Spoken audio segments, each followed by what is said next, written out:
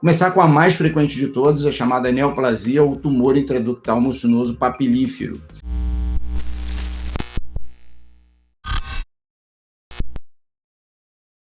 Gente, o que vem a ser isso? Na verdade, isso é uma modificação do epitélio do ducto pancreático. Esse ducto, ele passa a produzir mucina, tá? E com isso ele dilata, né, o ducto, que pode ser tanto o ducto secundário ou o ducto principal virsum. Você tem uma dilatação ductal sem causa obstrutiva, seja por hipersecreção de muco no interior desse ducto. O interessante é que essa modificação celular, que gera uma hipersecreção de muco, ela varia de um espectro tanto de displasia, que é o mais benigno, até o carcinoma. Então, ele tem um espectro de benigno a maligno, isso tem uma importância para a gente, tá? Então, varia de benigno a maligno. Tem um método mnemônico de você tentar lembrar das lesões císticas pancreáticas relacionado à idade e a gênero, bem interessante. Então, ela tem uma prevalência maior nos pacientes idosos do sexo masculino, a gente diz que é o tumor cístico do vovô, seja mais prevalente nesse perfil de paciente. Essa ocupação ductal, ela pode estar no DS, ducto secundário, DP, ducto principal virsum, ou ela pode ser mista, ocupando a hipersecreção, o virsum e os ductos secundários. E vão ter configurações que eu vou mostrar, eu acho que é mais interessante ver na imagem, que vai permitir a imagem gerar uma suspeição muito elevada para esse tipo de lesão, beleza? Pode ter qualquer topografia, ela é muito prevalente, a literatura coloca um pouco mais frequente, né, ao nível da cabeça e processo uncinado. E por ter ocupação ductal, ele pode gerar sintomatologia de dor, tá? Um quadro similar em uma pancreatite, tá bom? Então, vamos lá. Então, quando a gente observa a lesão cística pancreática, existem alguns artigos que mostram apresentações esquemáticas, desenhos mesmo, de como a lesão cística se comporta.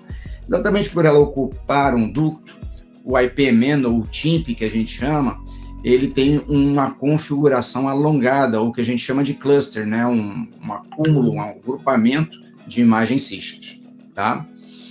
E é muito interessante que o que você vê na realidade, quando você vê primeiro o de ducto secundário, aquele ramo secundário ao virsum, você vê uma ocupação ductal. Então, essas lesões císticas, geralmente, elas são alongadas, diferente das outras lesões císticas. Repara que elas terminam, ou elas começam, como vocês queiram, em íntimo contato com o ducto pancreático principal. E a colangioessonância é um grande método. A colangioessonância é um método que permite a gente visualizar as estruturas líquidas e com pouco movimento, como a bile e o suco pancreático, muito bem. E todas as outras estruturas, ela tem ausência de sinal, tá? Então, observe que a gente tem imagens císticas e íntimo contato com o ducto pancreático principal, né? E se a gente fizer cortes bem finos, a gente vê meio que a comunicação com essa estrutura. São critérios que eu utilizo no dia a dia para dizer que a lesão cística do paciente muito provavelmente representa um tumor intraductal mucinoso de ducto secundário nessa situação. Então, a continuidade do sinal da lesão com o ducto, a relação perpendicular em relação ao ducto, e ele está ou acima ou abaixo, né, do ducto principal, tá? Isso se repete, né, uma ramificação, pequenas formações císticas, todas elas em íntimo contato com o ducto pancreático principal. Já o ducto, o comprometimento do ducto principal, o TIMP-D ducto principal, aqui não necessariamente eu tenho dilatação de ducto secundário, o ducto principal que ele vai dilatar. O epitélio dele vai hipersecretar mucina e ele vai dilatar.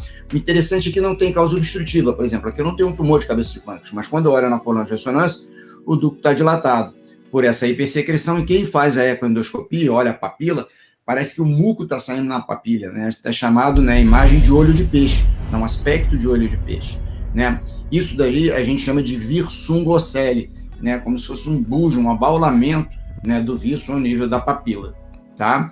Tem a dilatação do ducto virsum sem causa obstrutiva, e eu posso ter, por ocupar o ducto principal com o passar do tempo, aspecto de pancreatite crônica, tá? E você pode ter a concomitância, ou seja, eu posso ter o ducto pancreático principal dilatado e alguns ductos secundários, tá?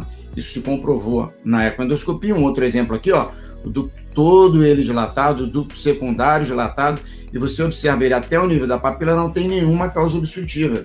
Ele vai até a papila, ele forma aquele bulge, aquele baulamento na papila, tá? Mas eu não tenho um tumor de cabeça de pâncreas, eu não tenho um tumor de papila, eu não tenho uma lesão infiltrativa no duodeno, entretanto o ducto está todo dilatado. Repare que o colédoco, ele está aqui, tem calibre absolutamente normal, só o ducto pancreático principal que está dilatado, tá? Bom, como eu falei para vocês, esse tipo de tumor ele pode ter um espectro de apresentação que ele varia para maligno. E cabe a nós, radiologistas, tentar passar informações que sugiram, a gente aumente a suspeição que o TIMP tem a versão maligna. Tá? Os principais TIMPs associados à malignidade são os que têm acometimento do ducto principal. Então, por si só, o comprometimento do ducto viço já é uma situação de preocupação. O que eu utilizo, né, é um critério, né, de um consenso, inicialmente ocorreu em Sendai e depois em Fukuoka, a gente chama consenso Sendai-Fukuoka, de achados de preocupação e estigmas de alto risco da lesão ser uma lesão maligna. Então, quando o cisto tem mais de 3 centímetros, quando eu tenho espessamento e realce da parede desse cisto, quando eu tenho uma nodulação na parede do cisto sem realce pelo meio de contraste, ou quando o ducto principal viço tem calibre de 0,7 centímetros ou 7 milímetros, né, já me abre uma lâmpada de atenção, é um critério de preocupação.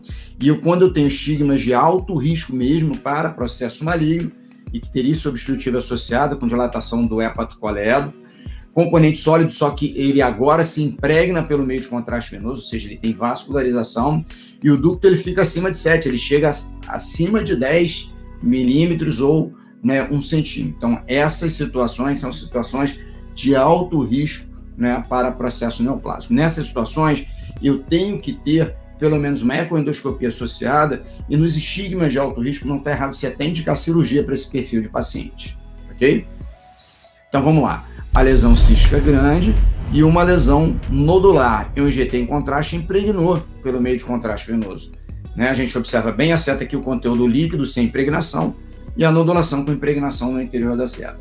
Esse foi um paciente que chegou com uma pancreatite aguda num dos hospitais que eu trabalho, chamado Hospital Copadora, aqui no Rio de Janeiro.